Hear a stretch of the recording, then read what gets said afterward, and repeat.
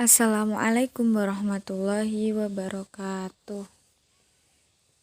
Perkenalkan, nama saya Febriana Nur Ihsanti, NIM 1921211083. Di sini saya akan menjelaskan teori yang dikemukakan oleh Fazlur Rahman yang dinamai dengan double movement. Nah, double movement ini adalah teori gerakan ganda. Nah, teori ini dirumuskan ketika Fazlur Rahman menetap di Chicago sebagai puncak pemikiran atas gagasan-gagasan yang telah dikemukakan Fazlur Rahman pada dekade 1960-an. Teori ini digunakan Fazlur Rahman karena terilhami dari teori hermeneutika yang biasa digunakan untuk memaknai Bible. Latar belakang pendidikan dan kehidupannya yang banyak menetap di Barat berpengaruh pada rumusan konsep ini. Fazlur Rahman memang sealiran dengan Emilio Betti yang masih percaya pada makna otentik. Perbedaan konsep antara Betti dan Fazlur Rahman terletak pada proses pemahaman teks yang melibatkan pencipta teks tersebut. Jika Betti beranggapan bahwa makna asli suatu teks terletak pada akal pengarang, maka Fazlur Rahman berpendapat makna asli teks tidak dapat dipahami melalui konteks sejarah ketika teks tersebut ditulis dan diturunkan ketika seseorang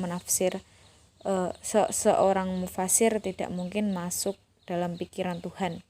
Yang mungkin dilakukan adalah memahami konteks saat Al-Quran diturunkan. Nah, kemudian langkah pertama dari gerakan tersebut adalah seseorang harus memahami arti atau makna dari suatu pernyataan tertentu dengan mempelajari situasi atau problem historis yang selanjutnya akan mengaji secara umum mengenai situasi makro dalam batasan-batasan masyarakat, agama, adat istiadat, pranata-pranata, bahkan tentang kehidupan secara menyeluruh di Arabia. Dengan kata lain, langkah pertama dari gerakan ganda adalah upaya sungguh-sungguh memahami konteks mikro dan makro saat Al-Quran diturunkan. Setelah itu, mufasir berusaha menangkap makna asli dari ayat Al-Quran dalam konteks sosio-historis kenabian. Dalam hal ini, maka ditentukan ajaran universal Al-Quran yang melandasi sebagai perintah normatif Al-Quran. Kemudian langkah kedua dari gerakan ini adalah melakukan generalisasi jawaban-jawaban spesifik dan menyatakan sebagai pernyataan-pernyataan yang memiliki tujuan-tujuan moral sosial yang disaring dari ayat-ayat spesifik dalam sinaran latar belakang sosiohistori dan rationes legis yang sering dinyatakan. Gerakan kedua ini berusaha menemukan ideal moral. Setelah adanya kajian sosiohistoris, kemudian ideal moral tersebut menemukan eksistensinya dan menjadi sebuah teks yang hidup dalam pranata umat Islam. Selama proses ini, perhatian harus diberikan kepada arah ajaran Al-Quran sebagai suatu keseluruhan, sehingga setiap arti tentu dipahami serta setiap hukum dan tujuan yang dirumuskan harus koheren dengan lainnya. Metode hermeneutika double movement ini sejalan dengan kaidah Al-Quran, yakni al-ibrah bi umum wa lafad la bil khusus al-sobab. Ialah mengambil pelajaran atau hukum dari keumuman lafad, bukan dari kekhususan sebab. Lebih jelasnya yakni bila sebuah ayat turun karena suatu sebab yang khusus, sedangkan lafadznya umum atau general, maka hukum yang terkandung dalam ayat tersebut mencakup sebabnya tersebut dan setiap hal yang dicakup oleh makna lafadznya. Karena Al-Quran turun sebagai syariat umum yang menyentuh seluruh umat, sehingga yang menjadi tolak ukur atau standar adalah keumuman lafadznya tersebut, bukan kekhususan sebabnya. Bukan berarti seseorang mengabaikan pendekatan linguistik ketika memahami dengan metode ini, seperti nahwu shorof, filologis, dan balaghah. Menurut Fazlur Rahman, pendekatan linguistik tetap penting digunakan. Namun, ketika menduduki tempat kedua dan ayat-ayat Al-Quran tetap harus dinilai dengan pemahaman dari Al-Quran itu sendiri. Aplikasi pemaknaan Al-Quran dengan metode double movement ini dikemukakan Fazlur Rahman pada sebuah jurnal Islamic Studies yang membahas tentang riba dan bunga bank, terutama pada tahun 1962 ketika pemerintah Pakistan mengajukan anggaran belanja kepada Majelis Nasional, namun ditolak karena dianggap tidak konstitusional dan dinilai tidak islami.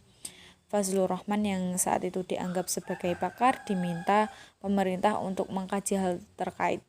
Dari hasil penelitian, Fazlur Rahman menyimpulkan bahwa sistem ekonomi sebenarnya dapat disusun dengan menghapuskan bunga bank. Nah, akan tetapi keadaan masyarakat Pakistan saat itu tidak memungkinkan bagi konstruksi idealis tersebut.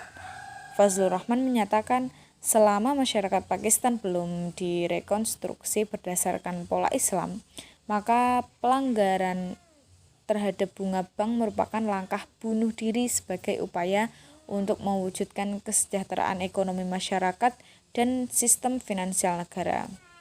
Nah, secara kronologis ada ayat yang menjelaskan membahas tentang riba, yaitu Quran surat Ar-Rum ayat 39.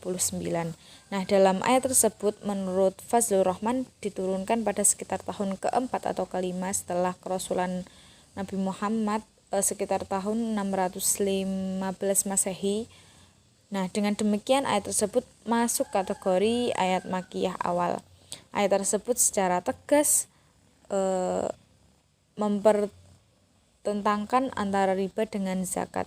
Pada ayat tersebut tersirat bahwa karakter riba yang diungkap adalah riba yang berlipat ganda, yang tercermin dalam kata mudifin yang diterapkan kepada orang-orang menunaikan zakat.